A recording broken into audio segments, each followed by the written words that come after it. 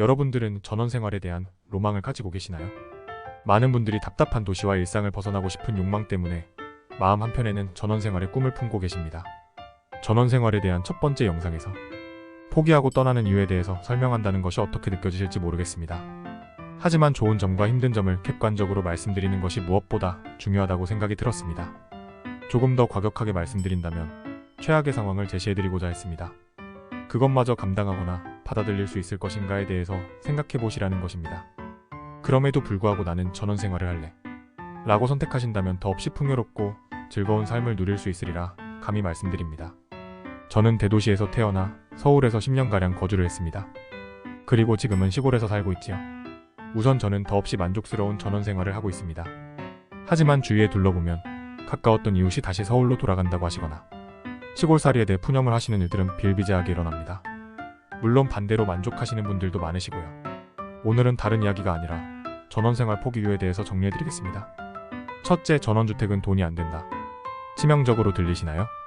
주거를 선택함에 있어서 거주뿐만 아니라 집테크와 가치 차후에 금액적으로 상승을 기대하시지는 않으셨나요? 결론만 말씀드리면 반은 맞고 반은 틀렸습니다. 갈수록 건축비는 오르고 땅값은 높아지기 때문에 전원주택 한 채를 짓는 것이 예전에 비해서 많은 자금이 듭니다. 오르게 한다면 걱정이 없겠지만 전원주택마다 개성이 있기 때문에 추후 매매 시 꼭 마음에 드는 주인을 찾기가 힘들기 때문입니다. 하지만 좋은 위치와 교통호재가 있고 대도시와 가까운 곳, 그래도 뷰가 너무 좋은 곳들은 반대인 경우도 있습니다. 이 내용에 대해서는 할 말이 많아 차츰 풀어가겠지만 기본적으로 이러한 생각 때문에 포기하시는 분들이 많으십니다. 둘째, 편의시설 및 의료시설 이용에 대한 부담감입니다. 많이들 들어보셨죠? 불편함을 느끼는 큰 이유 중 하나입니다. 먹을 것이 한꺼번에 장을 봐서 집에 쟁여두면 그만입니다. 하지만 병원이며 관공서, 은행 등의 업무를 보려면 여간 불편한 일이 아닙니다. 무엇보다 대형 병원까지 얼마나 걸리느냐는 중요한 문제입니다. 셋째, 내 집은 내가 관리해야 합니다. 요즘 거주 환경이 아파트가 많으시다 보니 집에 관련된 유지, 보수 및 관리 등은 아파트 자체에서 다 해결해 주십니다.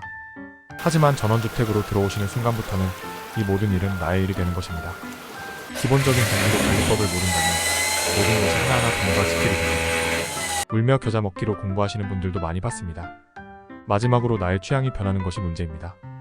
처음에는 즐겁고 낭만적이지만 살다 보면 사실 삶이 크게 바뀌었다고 느끼시지 못하십니다.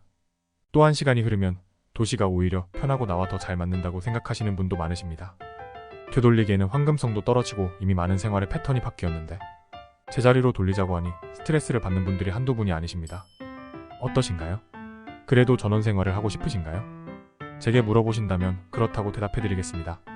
앞서와 같이 힘들고 아쉬운 부분은 많지만 그래도 얻는 부분이 어마어마하게 많기 때문입니다.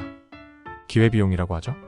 그럼에도 불구하고 전원생활을 하는 이유도 존재하는 것이 분명합니다.